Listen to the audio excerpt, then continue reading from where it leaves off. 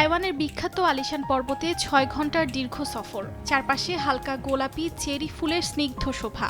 এমন দৃশ্যের সাক্ষী হতে বিশেষ এই ট্রেন যাত্রা। সৌন্দর্য উপভোগ করতে শতাধিক যাত্রী চড়েছেন শতাব্দী প্রাচীন স্টিম ট্রেনে। মনোমুগ্ধকর প্রকৃতির সৌন্দর্যের সাক্ষী হতে স্বায়ত্তশাসিত অঞ্চলটিতে ঘুরতে এসেছেন অনেকে।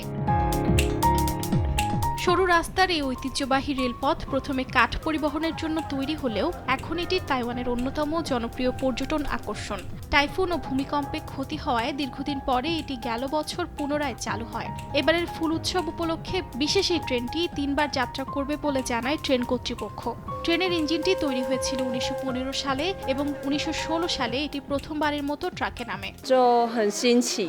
এটি এক নস্টালজিক অনুভূতি দেয়। এটি অতীতকে অনুভব করার বিষয়, যখন মানুষ সাইপ্রেস কাঠের প্রতি মুগ্ধ ছিল।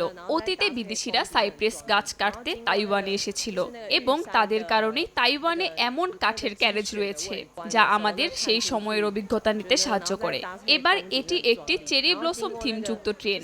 যদি সুযোগ মেলে আমরা আবারও সাইপ্রেস কাঠের ক্যারেজে ভ্রমণ করতে পারবো। এটা সত্যিই অসাধারণ।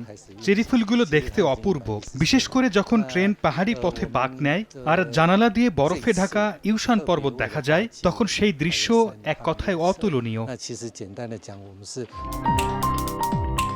চেরি ফুলের ছোঁয়ায় রেলগাড়ির এই সফর যেন ইতিহাস আর প্রকৃতির মেলবন্ধন। শতাব্দী প্রাচীন ট্রেনের ইঞ্জিনের শীষের সঙ্গে মিলেমিশে আছে বসন্তের বাতাস আর যাত্রীদের আনন্দধ্বনি।